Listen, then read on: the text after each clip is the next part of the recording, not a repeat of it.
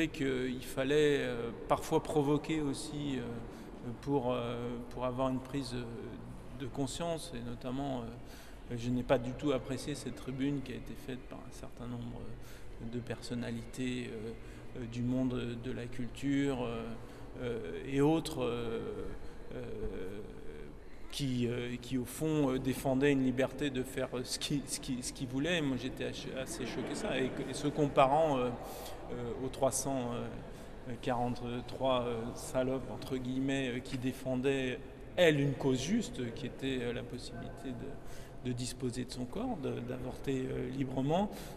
détourner un combat féministe pour le transformer en un combat qui, à travers soi-disant une défense d'une liberté, en fait défendait une conception arriérée de mon point de vue du rapport entre les femmes et les hommes. Ça, j'ai voulu le dénoncer.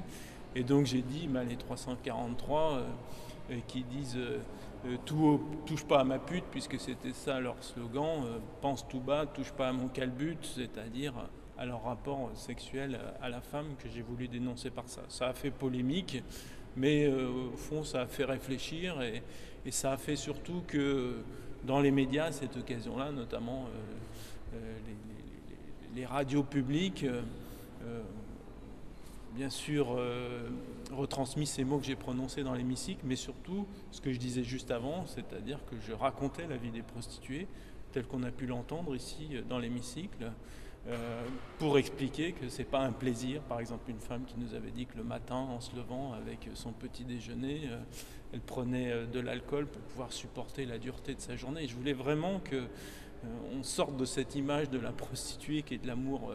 soi-disant librement consenti entre deux adultes moyennant tarification, mais où chacun y trouve son compte, en montrant que c'est aussi, au-delà même de la question de la traite humaine, la situation sociale qui fait qu'il n'y a pas une vraie liberté de se prostituer, mais une contrainte sociale et qui conduit à de la souffrance psychique et physique très forte. Et je voulais vraiment, à travers ces mots, certes un peu caricaturaux, provoquer cette réaction. Je suis content que, en tout cas, c'est permis de parler de la vie quotidienne d'un certain nombre de prostituées qui en souffrent et qui ne peuvent pas en sortir.